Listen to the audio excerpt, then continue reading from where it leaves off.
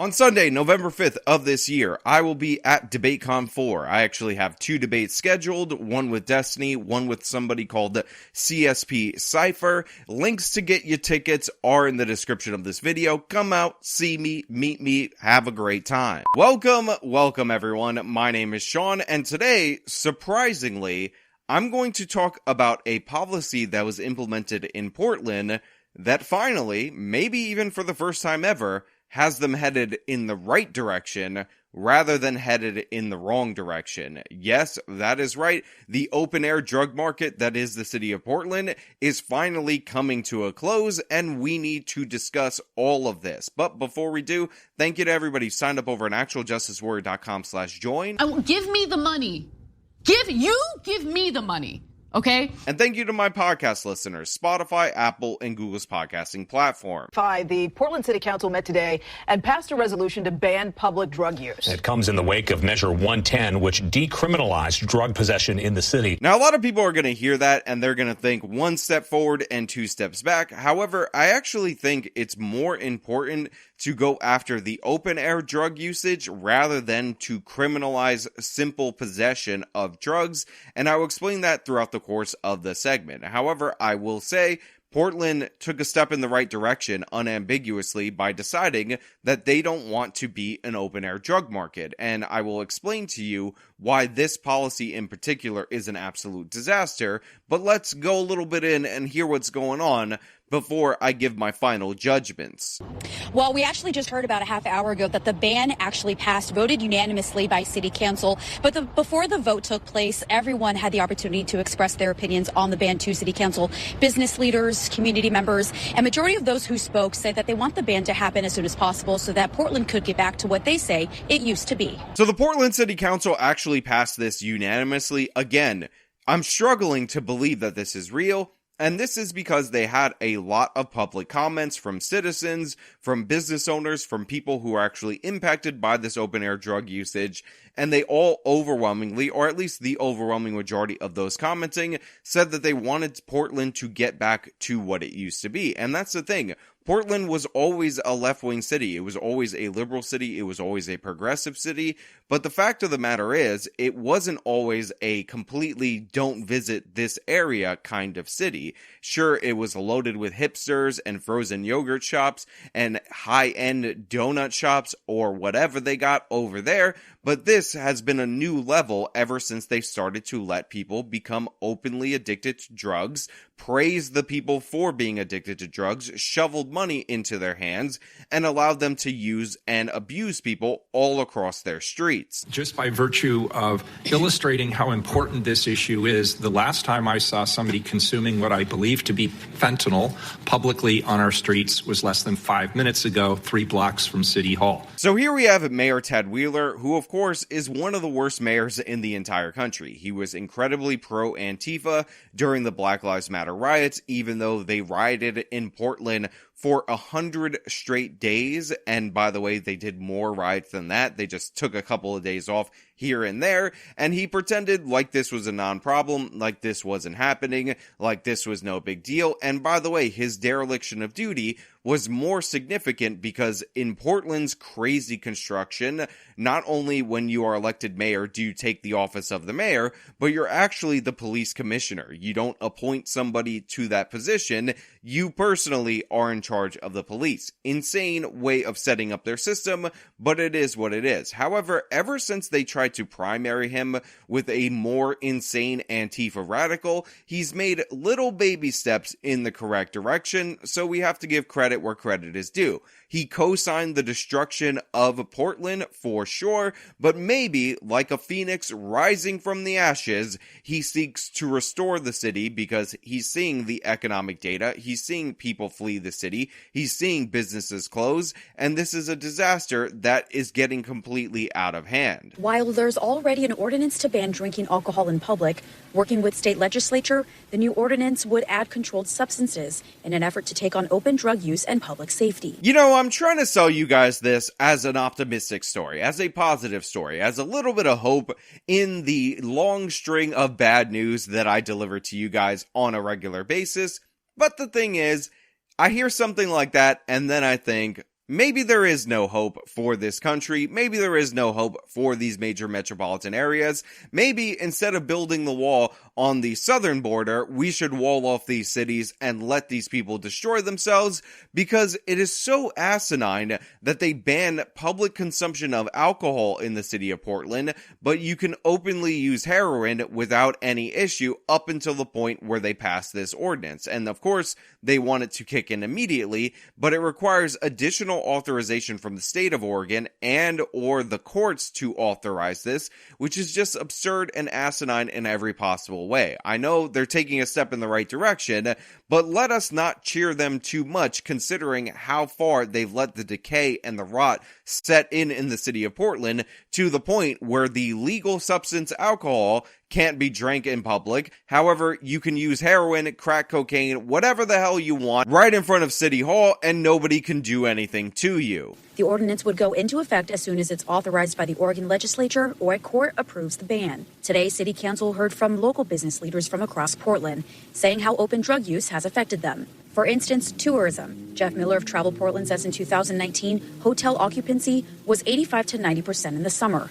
4 years later, occupancy during the summer is at 63%. So this is absolutely crucial. By the numbers, what I've told you about crime time and time again on this channel is proving to be true. Crime drives poverty, not the other way around, and what we're seeing is that Portland is one of these outlier cities that are not seeing the rebooking in hotels, the reestablishment of the conventions post the pandemic. Now, you can give a pandemic as whatever reason you want to give, but the thing is, when you see a dramatic difference in the numbers, as stated by this person right here. He says he believes the drop in hospitality is linked to drug dealing and usage. Most cities rebooked 70% of those conventions. In Portland, we rebooked 30%. They said, we're not coming back. Portland is too dangerous. And if leisure and business travel do not come back, you as a city and we as an organization will see those revenues drop dramatically. What you should look at, because the pandemic affected all of this country and a bunch of left-wing cities did lockdowns, is what makes Portland unique, and their open-air drug usage laws, their protections for the homeless, the way that they've defanged their police, is especially problematic for these industries, and we're seeing it in the economic numbers. So all these hospitality jobs end up going away. The businesses end up closing, and what do we end up with? A greater population in the city that's unemployed, and the crime that has driven them into poverty still needing to be addressed. Good afternoon. David Friedrichs of Portland Fire and Rescue Station 1 says his station alone responded to a total of 76 overdose calls over the Labor Day weekend, and says the high volume of calls is disheartening. Now, they have the fire chief from one particular firehouse, and I'm not going to lie to you, when I heard 76 overdoses, because it's just one firehouse, I assumed that this was over the course of a year, maybe over the course of a month. But it turns out it was over the course of one weekend, Labor Day weekend, which is absolutely insane considering, again, that this is not the entire fire department. It's one firehouse in particular that has to deal with this. Just goes to show you, by the way, that this is not a compassionate approach to deal with drug addiction, to allow people to essentially risk their lives, sometimes kill themselves, because you don't have a backbone and you have no sense of morality, and you don't want to tell these people that they can't participate in this behavior and make them change. In some cases, we treat the same patient several times in the same week, and we know through our partners at AMR that the same patient has overdosed multiple times in a day. And knowing that even when we try to help, our help is unwanted wears on all of us. I mean, just think about that. Imagine dealing with somebody who is in a state of overdose. You stop by in the morning, you administer the Narcan, you check on them and all of that. Then you get called to a scene later in the week, or sometimes, as he said, later in the day, and it's the same person, the same guy overdosing. You inject the Narcan, and what you ultimately find out is you're not even wanted in this area. You're subject to attack, ridicule, humiliation, all for trying to save these people that the city of Portland has decided are ornaments to decorate every single city block, even next to City Hall. Tony Vesna of 4D Recovery Services says he doesn't think the ban will be efficient.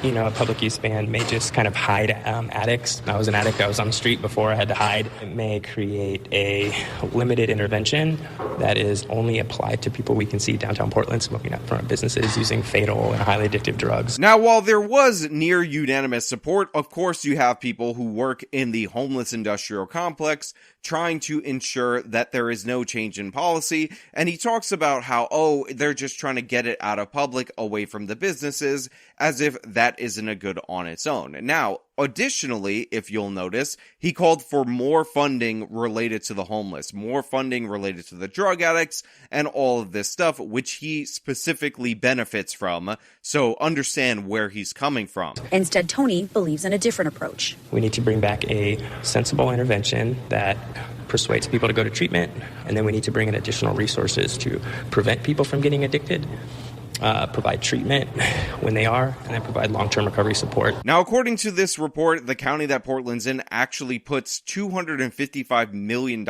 into spending on the homeless already.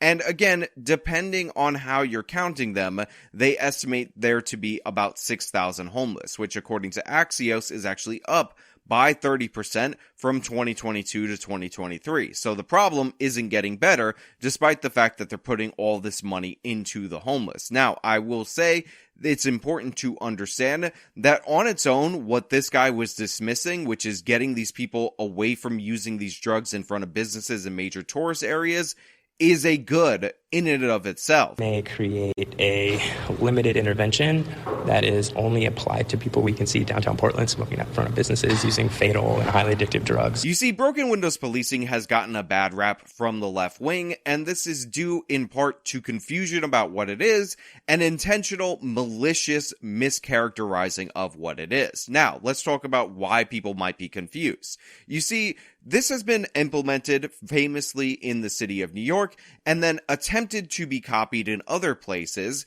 And in the copied version of broken windows policing, it has been interpreted as enforce all the small crimes and then that will lead to ending the big crimes. However, that was not the original intent of broken windows, and that's not how it was implemented in the city of New York and in the city of Los Angeles, where it has been proven to be a success. The whole premise of broken windows is that environment impacts behavior, and the analogy of a broken window is that if a broken window is in a warehouse or a building, eventually, if it goes unrepaired, every other window would be broken there. And the reason for that is that psychologically, we as people, if we see a place not being taken care of, if we see a place that looks like nobody cares about it, then we as law-abiding citizens might avoid that place, but criminal behavior will be drawn to it. Well, guess what? Having drug addicts all over your cities, all over your areas,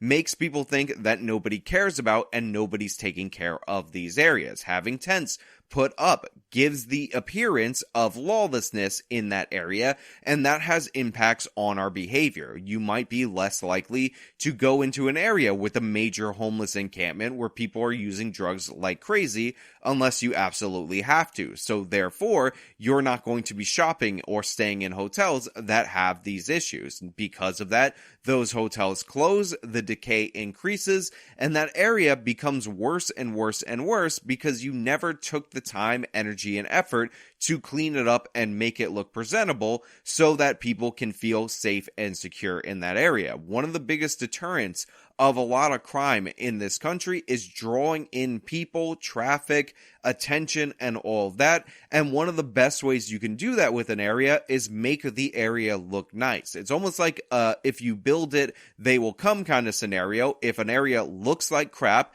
if it looks like nobody cares about it, then crappy people will go there and crime will be drawn to that area. This is a basic premise that's supported by a bunch of psychological literature that our environment impacts our behavior, yet the left wing has castigated this program because it works intentionally, or they're just so dumb they don't realize what the root of the program is, so they try to get rid of it, and these are the results. Now, if you want a good example of this, something that will really hammer this point home, maybe the broken windows thing is a little bit abstract, and you think to yourself, well, I wouldn't smash out the other windows if I just saw a window broken in an abandoned building.